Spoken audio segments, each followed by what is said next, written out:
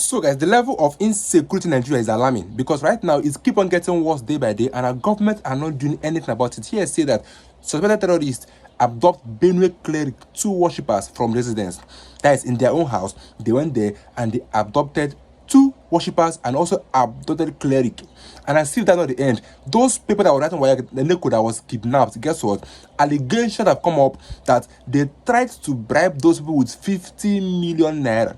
Like I asked myself, how do you bribe somebody, parents, that their son and daughter were kidnapped, but all you could think of was to bribe them? Like I said, these are allegations. They're going to hear it from English Haji. He came out and was saying that there was allegation that the government planned to bribe these parents with money. I don't know why that probably is it that they should forget about their children, or I don't even understand. The level of insecurity in Nigeria is alarming. And this is what P2B said. This is my right news. He said that the presidential candidate of the NDC, P2B, has called on Nigeria's political leaders to focus on tackling the country's worsening insecurity and economic hardship instead of being consumed by the race for power. Speaking after completing his nomination inquiry form at the INEC office in Abuja, Obi said the exercise prompted him to reflect on the quality of leadership Nigeria needs. He argued that the country's pressing challenges require transparency, accountability, and collaboration across political divides, insisting that national survival must take precedence over partisan interests. We need to focus on how to tackle insecurity, but our own governments, they are all focused on how they will remain on seats, how they win the next election. That's why they're not even focused on trying to solve the level of insecurity happening in Nigeria. They are all focused on how they can win the next election and remain in power. So guys, what did you hear from English Haji? And then you hear everything that he said, how the government are planning, like I said, these allegations, are planning to bribe the parents of these children with money. They want to bribe. Just watch the video first, and then let me get to views in the comment. And please subscribe if you are new here to my channel. Nigerians, so this video you are watching here, these are the parents of the 37 persons that were kidnapped in Lassa. Lassa is under Askiri Uba local government area of Borno State. Remember I told you of the Boko Haram attack that happened in GSS Lassa 2 days ago. Today is the 1st of July 2026. You know they wanted to cover this 37. You know they pushed that video. They pushed that video of the 7 people that were rescued, according to them. They pushed the video and they pushed the community people celebrating. Hey, we now, oh, win. And people were like, thank God they have rescued them. And I came out yesterday to tell you guys, no, it is not just these 7 people. 37 is still missing. You can't tell me that these people came there and just picked only 6 people. 37 is still missing. Go and check. I was the first person to break that news. 37. My post don't enter 20 hours. Every other report came after my own. All of them, they 18, 16, 15, 12. Like, they were shocked after English. Shock! How did English Alhaji get this thing? How did I know that it's 37? And they were like, oh, Indori Tokamo. Hola, hola, hola, hula, hula, hula, hula, hula. You guys go and tell them. Because they already said it. So they wanted to, this thing was to suppress it first. To suppress it first. Maybe they tell you the remaining people is 10. They want to push it down further. See, English Alhaji is here to stay. If they hide them, I go bring them out. I swear to God. I go bring them out. 37. 36 children and 1 female teacher missing. Confirm. No doubt. Go do your verification. Now, there is another one. There, this one is allegedly yet to be verified. Yet to be verified that the parents of these people, of the children that were kidnapped, allegedly, they are trying to gather them one side and compensate them. I'm yet to verify this one, but I'm hearing some yimu that the same way Governor Zulu, the same way they did with the other one, the one there of Musa district. You heard that girl coming out to tell the public that they offered them 10 million. So this one too, there's a room of flying that they want to pack them one side and compensate them. Compensate them for what exactly? Compensate them for what? For what? For what? For what? For what? Wickedness, evil, not the town now. Blood-sucking demons. That is what you people are. The government of Nigeria. You people are blood-sucking demons. You feed on people's blood. So, the compensation fee is for what? Tell me for what? I want to know the compensation fee for what? See mother crying, fathers crying, brothers crying, sisters crying, and you want compensation? Oga, bring back the children. That is what they want. They don't want fucking compensation. Bring back the children.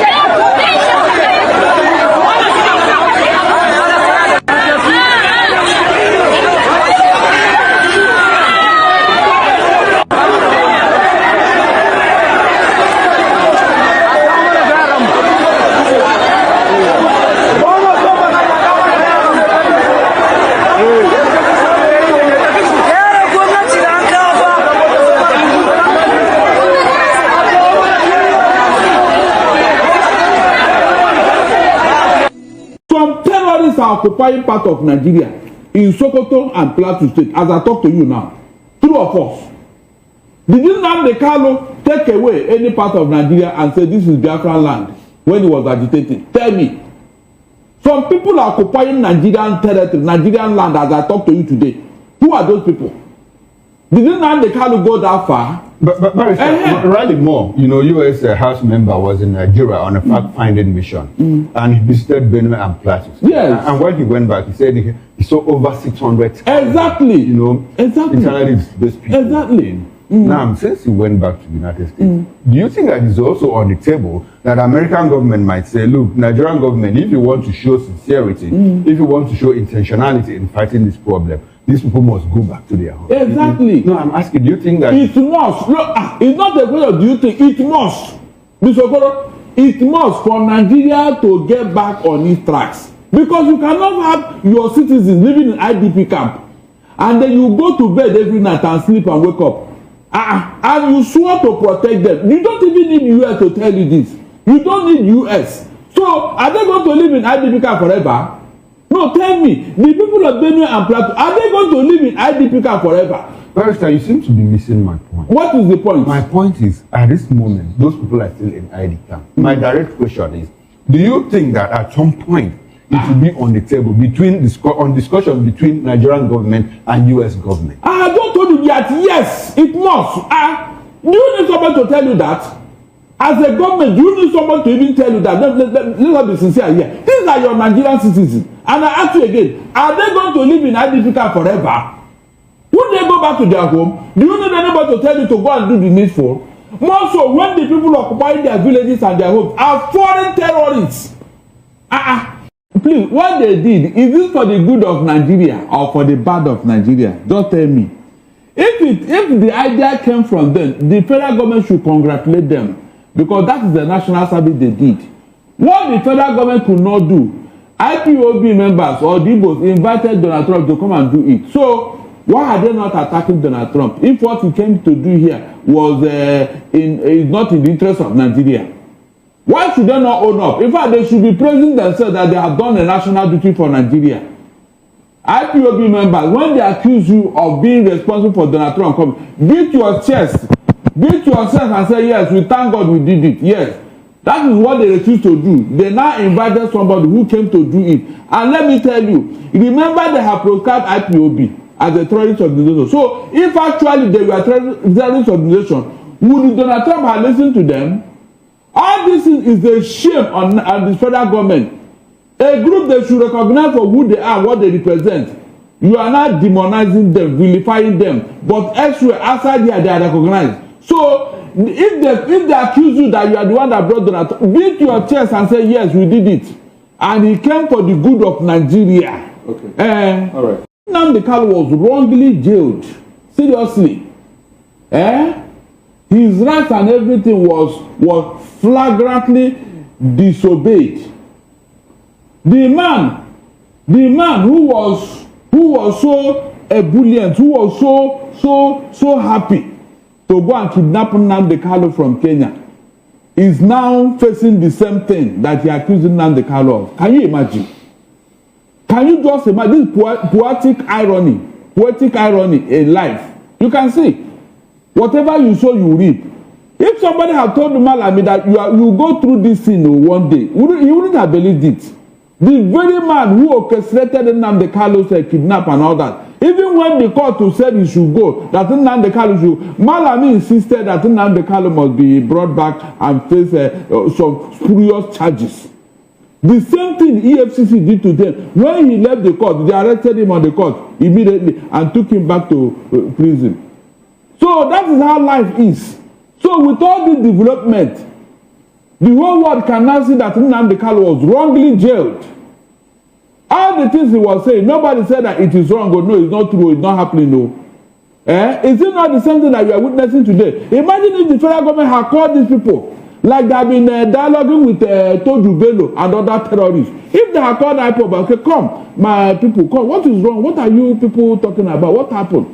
For a dialogue. Maybe this thing would have died down. They will not give them the assurances and all that. And maybe they will step down, like they did this protest yesterday. Did anybody die? Did they kill anybody? Were they carrying gun? That was exactly what they were doing. Before the federal government under Buhari started using gun to kill all of them. Barrister, talking about the release of Nnamdi, recently, there's been this engagement, this collaboration between the U.S. government and Nigerian government security agencies. And well, before then, U.S. said before we backpedal, on our threat of having to take out these people, there are certain things that we need you to do. Exactly. And we understand that one of them was the release of Sunday Jackson, the farmer that was jailed by the Supreme Court in Adamawa. Is it Adamawa in Taraba, somewhere in the northeast? Yeah. And we saw him released. He was granted pardon and clemency.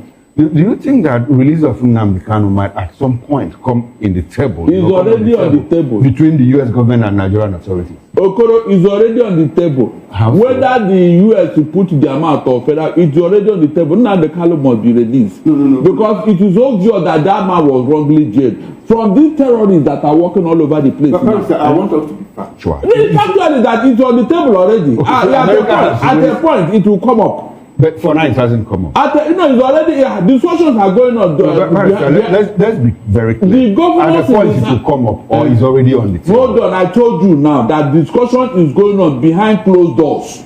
Okay. It's not something that we just wake up between the U.S. government and Nigerian. No. Nigerian government and some Igbo leaders. Okay. Yes. My direct question is: do you think that at some point, it might be on the table? U.S. will say, "Look, if you do this, we need you to do this." I said it's already on the table. Which table now? Both Nigerian government and the U.S. government table is there. It's part of it because the Igbo leaders of thought and some other concerns are already talking about it, but it's behind closed doors. Until that discussion is concluded, we are still talking about it. We are still raising that issue because we are now seeing that yes, from all indication, this man was wrongly jailed. The IPOB members, what they have been talking about, have now come to realization. Most Nigerians did not understand what these guys were up to before. All the things they said about Nigeria is what we are seeing today. The thing is that you cannot live in denial for too long. With this peaceful rally and all that, Donald Trump should be made aware of all these things. They should articulate all these things and then make sure that he gets the attention of Donald Trump, because in his first coming, in his first coming as a US president, that was when this thing happened. Okay. And now he has come back, and the issues are still there, and these guys are being persecuted. So Donald Trump should be made aware, and the Nigerian states, in fact, I should say that it is a shame on them, because what these guys stood for, what they have been talking about, is what the same Donald Trump have come to address in Nigeria. You can imagine. Eh? Is it not irony that the same man they were commemorating his inauguration and all that is the person that have come to save Nigeria? Eh? So on that score, the Nigerian state should carry the shame and recognize these guys for what they were talking about. If they had listened to them, maybe Donald Trump would have come. Okay, now. The earlier APC government take away political sentiment out of this matter, the better. Because even if APC leaves office tomorrow, the next government will inherit this problem. So the earlier they release Nnamdi Kanu, the better. Let them stop all the political sentiment that within Nnamdi Kanu's release, we will not have our way in the Southeast. He will be dominating the. Those things are lost. They are secondary. The important thing is that Biafra land or whatever or IPOP is in the mind of the Igbos as I talk to you today. These other people that have done worse since Mr. Okoro, what have you done to them? That is the first question. What Nnamdi Kanu was doing and what these people have done so far, which one is better? It was the activities of these people that made Donald Trump to come and bomb Nigeria. Didn't Nnamdi Kanu invite Donald Trump to come and bomb Nigeria? So you should be considerate in whatever you are doing. That is what I'm saying here. These people have done worse things that everybody can see. Yet, they are being pampered. They are being behaving as if it is their right, you know. But Nnamdi Kanu was agitating for what? Self-determination. Is that not the cause of the matter? Did they ransack any village? Did they say that Muslims will convert to Christians before he can lay down his agitation? No! A simple matter that is not recognized by the United Nations. That is why no other country in the whole world have seen IPOP as a terrorist organization, except Buhari's government. So what does that tell you? That is where injustice comes in. You pamper your people who have been killing and maiming and destroying people's land and property. You pamper them, you cover them. But one young man who said, no, what you are doing to us is not good. We want self-determination. You now judge him. Is that fair? Okay, all right. No country in the whole world has seen IPOB as a terrorist organization. Now, it is an embarrassment on the part of the federal government that a group they proscribed is now influencing a whole world power to carry out action in Nigeria. A very big embarrassment. They shouldn't even say this. If they have wisdom and intelligence, they should not say this thing. This is a group we proscribe. So how is America listening to them? And to come to it, what Donald Trump came to Nigeria, is it for our own good or for our own bad? The man came to help us to do something nobody could have done in the last 15 years. Please, is it a bad omen for Nigeria? That is the question. Because I know that if Donald Trump did not do what he did, maybe what you are seeing today wouldn't have happened. Because all of a sudden, the federal government have woken up against the terrorists. Is that not true? There are activities now against them.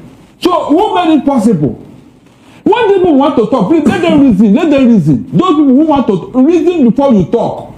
If I thought it was IPOB that did it, what they did, is it for the good of Nigeria and the federal government or not? And so, if it is for the, why is it that the federal government is not challenging Donald Trump? Say, why did you bomb Nigeria? Who told you to come? That is how to start, and not to be talking anyhow.